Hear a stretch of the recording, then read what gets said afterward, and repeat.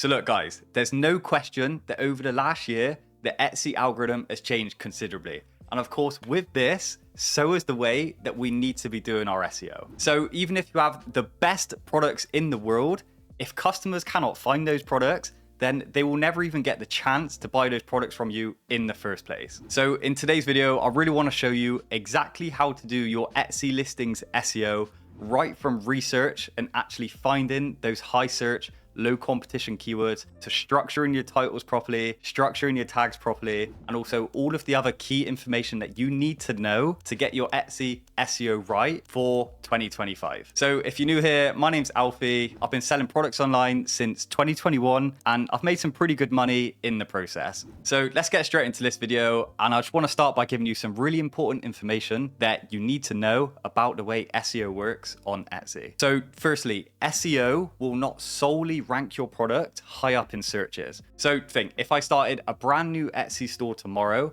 and I listed a leather notebook for sale and I put the SEO perfectly, like immaculate SEO on that product, there is no way that Etsy is going to put that product right to the top of searches. You know, from a brand new store with no sales, no review history, no sales history on the product itself, like it's just not going to happen. However, the SEO is just the precursor to being able to rank high. And actually, the main determining factor on where your product is going to rank is always going to be down to the quality score of both the product and your shop as a whole. And then so when people talk about SEO on Etsy, where does that actually occur in the product? Well, SEO actually only occurs, people, in the titles, the tags, the attributes, and the categories of your product. So just to clear out there, just to make it clear, SEO does not happen in the descriptions of your products. I only use the descriptions of my products to answer customer questions, or, you know, just to try and make the customer a lot more sure of the product and a lot more sure of my company, to improve the conversion rate and improve the chances that they feel happy and satisfied enough to actually buy from my business. So that's just some really important precursor information out the way about SEO. And now I'll actually want to show you a tutorial on how to do SEO. And let's start firstly with showing you how to do the titles of your listings. So let's say we're going to start selling a product on Etsy, which is, for example, a personalized brown leather journal or personalized brown leather notebook, for example. Now, I want you to start thinking about SEO in 3 different categories of keywords. It's going to make your life so much easier. So first category of keywords is going to be product-focused keywords. And this is essentially what the product is. So using this example, some product keywords you could use would be notebook, notepad, journal, or diary. They're your product keywords. Then I want you to focus on descriptive keywords. So these descriptive keywords are just adding some more information and actually describing what that type of product is. So for example, you could have lined as a descriptive keyword, meaning that the leather journal is lined. Or you could have leather, you could have personalized, you could, for example, say a color. In this instance, it could be brown. And you could, for example, mention something about the design. In this instance, it could be flower or floral design. And then because over 70% of products on Etsy are bought as gifts, another category of keywords which I never want to forget about is gifting keywords. So for example, these would be keywords like for him, for her, for teacher, or, you know, insert any other profession the item is for. Or you could have for mum, for granddad, for gran, you know, any other gifting keyword that you think your product might be given to that person as a gift. And so what I recommend to do is write down a few different examples of those 3 different types of keywords for the product you're trying to sell. And then you simply just put them together, and you can put them together as followed. So you could do a mix of descriptive keywords followed by the product keyword, followed by gifting keywords at the end. And so this would look something like personalized brown leather notebook for him, or lined flower notebook for teacher. So, you know, I think this is a really simple way to do your Etsy SEO titles without having to spend money on, you know, research apps or anything like that. It's a method I've used personally a lot myself in the past with some pretty good success. A lot of my clients are using this method now, and yeah, real simple. Get your titles done correctly. It's going to help you a lot in searches. And so arguably just as important as your listing titles is going to be your listings tags. So when doing your tags, I just want you to think of the following. Who is the product for? What is the product for?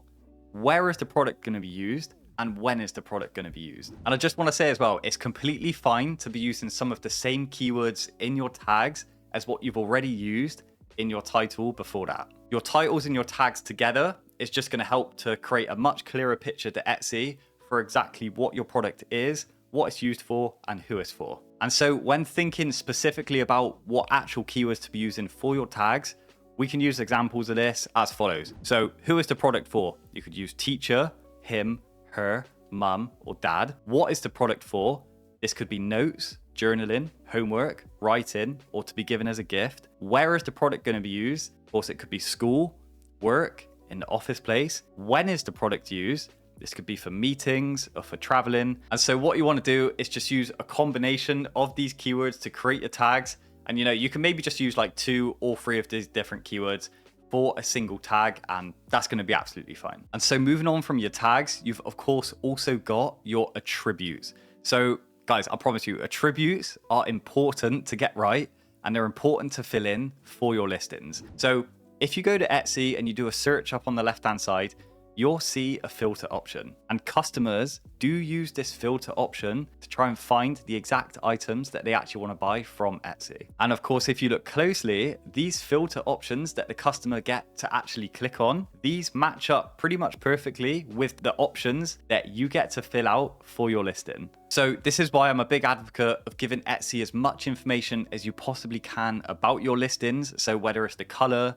the capacity, any of this important information, tell Etsy, and then they can match your product to the customers that want to buy your product the best that they can. And so guys, being an Etsy YouTuber, I know that one of the main things people complain about with SEO is how long it takes to get all of your keywords right and to fill everything in. So of course, with this, I wouldn't be doing my job if I didn't present to you another quicker way to do SEO.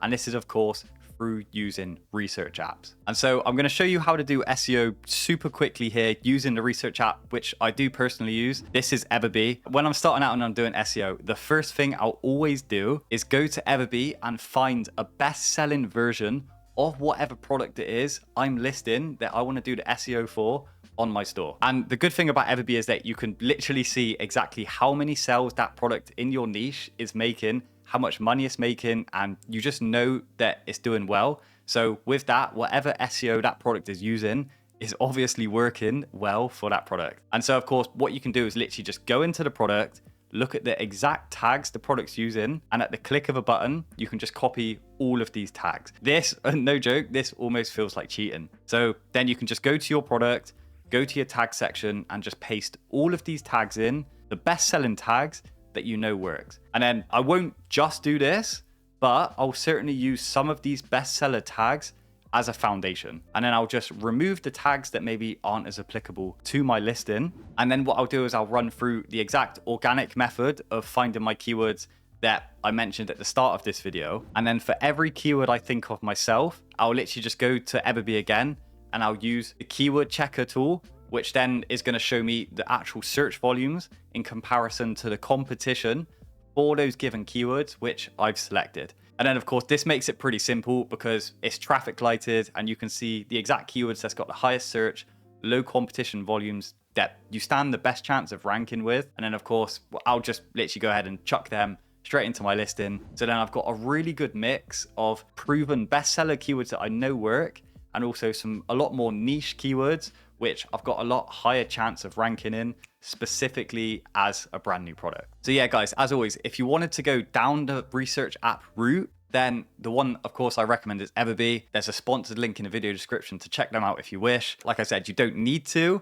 There is an organic way of doing it, of course, but it just might take you a little longer in time. And then following on from taking time, one of the key things that you need to consider about SEO is that once you make changes, it does take time for these changes to have an effect. So if you make these changes correctly and you actually improve your SEO, then you will see a positive impact in your views and in the clicks to your shop. However, I recommend at a minimum to wait at least 2 weeks before you start looking at the stats every day and start seeing how much of an effect this has actually taken on your products. And of course, even after that, you still have to remember that SEO is just one part of the battle of getting a lot of sales and getting a lot of clicks and traffic on Etsy. And of course, if your store is not set up correctly for conversions, then all the good work you're doing with SEO, it just honestly, it doesn't matter anyway. So guys, that's why it is so important to set your store up correctly and just do the little things right, because they make a big difference. And so if you want to learn the best practices to get the highest conversion rate possible for your Etsy shop,